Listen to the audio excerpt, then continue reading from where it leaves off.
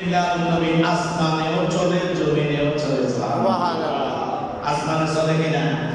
চলে। জমিনেও চলে। এজন্য আমরা ঈদ মিলাদুন নবী করি।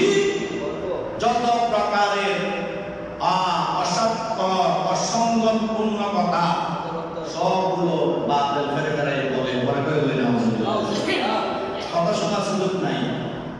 মিলাদুন নবী হয়েছে, চলতেছে, ইনশাআল্লাহ কিয়ামত পর্যন্ত চলবে বলে বলে সুবহানাল্লাহ। হযরত রাসূল করিম সাল্লাল্লাহু আলাইহি সাল্লাম আল্লাহর কোরআনের মধ্যে মহান রব্বুল আলামিন ইরশাদ করছেন, ওয়া আম্মা বিনি'মাতি রাব্বিকা ফাহাদ্দিস, যে তোমাদেরকে আল্লাহর পক্ষ থেকে যে নিয়ামত দেওয়া হয়েছে সেই নিয়ামতের কথাগুলো তোমরা বারবার স্মরণ করো। সুবহানাল্লাহ। কারণ আল্লাহ নিয়ামত শুকর গুজারকারীকে আল্লাহ ভালোবাসেন। যারা শুকরিয়া আদায় করে তাদেরকে আল্লাহ ভালোবাসেন। নবী পাওয়ার পরে আমরা খুশি, নবীকে পেয়ে আমরা খুশি, আমরা ধন্য। সেজন্য নবীর ঈদে মিলাদুন নবী করে সেই খুশি উদযাপন করে বলবে সুবহানাল্লাহ। সুবহানাল্লাহ। ইমাম সুয়ুতী রাহমাতুল্লাহ ইরশাদ করলেন, জাদ্দাহু আব্দুল মুত্তালিব আন্নাহু ফি সাবি ওয়ালাদাতি ওয়াল আতিকাতু লি আতআলি মাররাতিন সানিয়াতান ওয়া ইয়াহমিল। রাসূল করিম সাল্লাল্লাহু আলাইহি ওয়াসাল্লামের দাদা আব্দুল মুত্তালিব আল্লাহর প্যারা হাবিবের শুভাগমনের সপ্তম দিনে রাসূল করিম সাল্লাল্লাহু আলাইহি ওয়াসাল্লামের আকীকা করেছেন। সুবহানাল্লাহ। আকীকা করেছেন। একজন মানুষের একবার আকীকা হয়, দুইবার হয় না। অথচ রাসূল করিম সাল্লাল্লাহু আলাইহি ওয়াসাল্লাম যখন ওনার বেলা ওনাকে যখন কি করা হলো, ওনার যখন নবুয়ত প্রকাশ করা হলো, নবুয়ত যখন প্রকাশ করলেন, আল্লাহর প্যারা হাবিব নিজেই বকরি জবাই করে বেলাতের খুশি উদযাপন, নবুয়ত প্রকাশের খুশি উদযাপন করেছেন। সুবহানাল্লাহ। আল্লাহ তাআলা সমস্ত বিশ্ববাসীর জন্য আমার নবীকে রহমত হিসেবে প্রেরণ করেছেন এবং আমার দয়াল নবীর উম্মতদেরকে সর্বশ্রেষ্ঠ উম্মতের মর্যাদায় ভূষিত করেছেন। সুবহানাল্লাহ। আল্লাহ কোন নবীর উম্মতদের রক্ষণাবেক্ষণ করার জন্য সরাসরি ওয়াদাবদ্ধ হন নাই, কিন্তু আমার দয়াল নবী জমিন থেকে ওফাত করার পূর্বে, বিদায় নেওয়ার পূর্বে উম্মতদের কফিল হিসেবে আল্লাহকে মনোনীত করেছেন। সুবহানাল্লাহ। আল্লাহ সেই উম্মতের দায় নিজের কুদরতে হাত করেছেন, গচ্ছিত করেছেন, নিয়েছেন, বড় করে বলেন সুবহানাল্লাহ।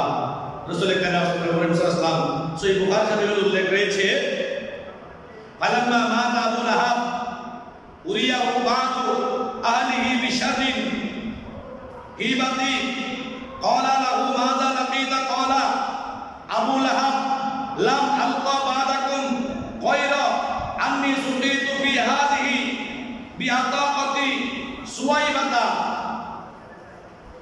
হযরত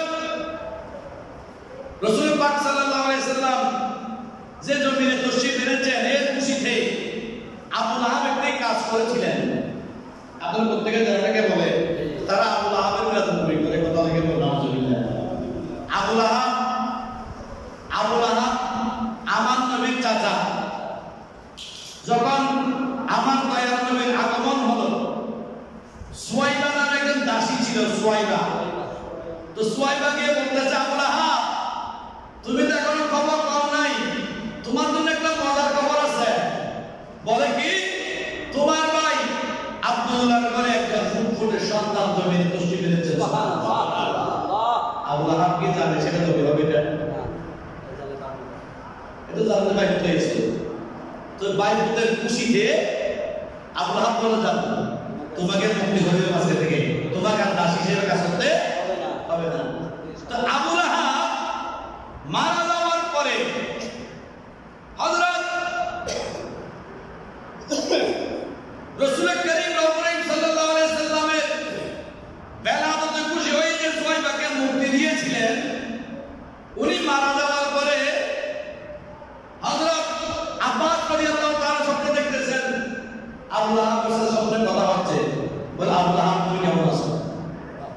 বললো ভাই তেমন ভালো নাই, তবে আমার প্রতি সোমবার কেন জানি আমার এই আঙ্গুর থেকে এক জাতীয় মিষ্টি পানি বের হয়। আমি প্রতি সোমবার সে মিষ্টি পানির নহরটা মুখের মধ্যে দিয়ে আমি কিছুটা স্বস্তি আমি অনুভব করি। বড় করে বলা তুমি আঙ্গুর দ্বারা কোন কি কাজ করেছিলে তুমি? বললাম আমি তেমন কোনো কাজ করি নাই।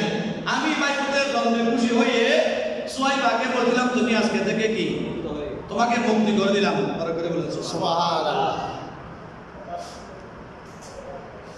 এখন আবু লাহাব যদি কঠোর কাফের হয়ে নবীর বেলাতে খুশি হয়ে যদি সে যদি কবরে শান্তি পাইতে পারে প্রতি সোমবার, তারপরে তো নবীর আসে অন্য। তা আমরা কি নবীর মিলাদুন নবী করলে কেমন এটা আন্দোলন করবো কি?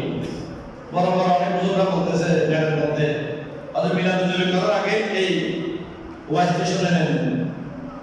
মিলাদুন নবী কি আবু বকর করেছে, মিলাদুন নবী কি ওমর করেছে, মিলাদুন নবী কি উসমান বিন নুরাইন করেছে, মিলাদুন নবী কি মাওলা আলী শেরপুরা করেছে, তারা কেউ মিলাদুন নবী করে নাই। এরা আপনারা মিলাদুন নবী করবেন না, বেদাত নাউজুবিল্লাহ। ইবনে হাজার হাইতমি রাহমাতুল্লাহ আলাইহি আর নিয়ামাতুল কুবরা কিতাবের মধ্যে বলেন ক্বালা আবু বকর সিদ্দিক রাদিয়াল্লাহু তাআলা মান আনফাকা দিরহামান আলা কিরাতি মাউলিদিন নবী সাল্লাল্লাহু আলাইহি সাল্লাম কানা রাফিকি ফিল জান্নাহ। সুবহানাল্লাহ। বলেন কোন ব্যক্তি যদি ঈদের মিলাদুন নবীর জন্য, এটা আমার মুখের কথা নয়, আর নিয়ামাতুল কুবরা হযরত ইমাম ইবনে হাজার হাইতমি রাহমাতুল্লাহ আলাইহি উনি বর্ণনা দিচ্ছেন যে যে ব্যক্তি যে মিলাদুন নবীর জন্য একটা দিরহাম খরচ করবে, একটা দিরহাম, বলে কানা রাফিকি ফিল জান্নাহ, সেই জান্নাতের মধ্যে আমি সিদ্দিক আকবর বন্ধু হবে। সুবহানাল্লাহ। তার উপস্থিতি মিলাদুন নবী করলেন, মিলে কোথায় পাইছিল? উনি মিলাদুন নবী না করলে, না মানলে এই ঘোষণা কেন দিলেন?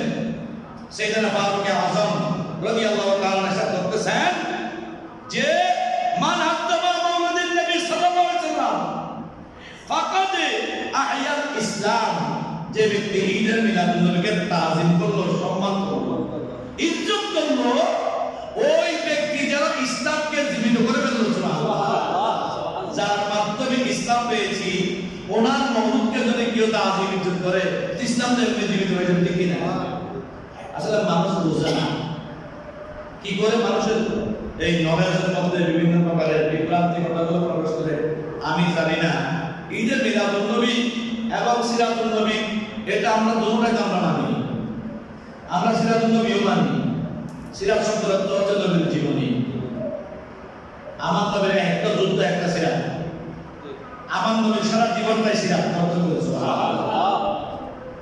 এরপরে বলছেন হযরত উসমান বিন নুরাইন রাদিয়াল্লাহু বলছেন যে মান আনফাকা দিরহামান আলা কিরাতি মাউলিদিন নবী সাল্লাল্লাহু আলাইহি ওয়াসাল্লাম কাআন্নামা শাহীদা গজওয়াতা বদর ওয়া হুনাইন, যে ব্যক্তি ঈদের মিলাদুন নবীর জন্য একটা দিরহাম খরচ করবে, একটা দিরহাম খরচ করবে, ওই ব্যক্তি হুনাইনের যুদ্ধে, বদরের যুদ্ধে অংশগ্রহণকারী সাহাবীর মতো যুদ্ধের ময়দানে অংশগ্রহণ করার সওয়াব পাবে। সুবহানাল্লাহ। তুমি কি আমার থেকে আপনার থেকে কম বুঝেছেন না?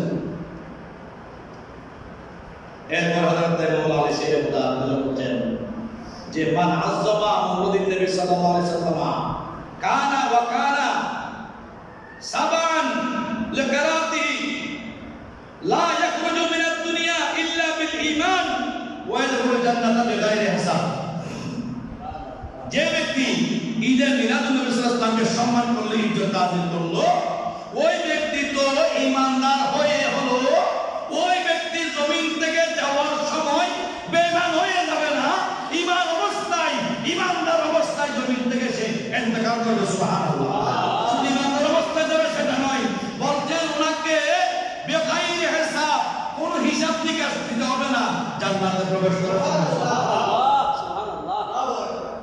আপনি জীবনে অনেক নামাজ রোজা হজ জাকাত করেছেন, আমরাও বলি নামাজ রোজা হজ জাকাত করেন।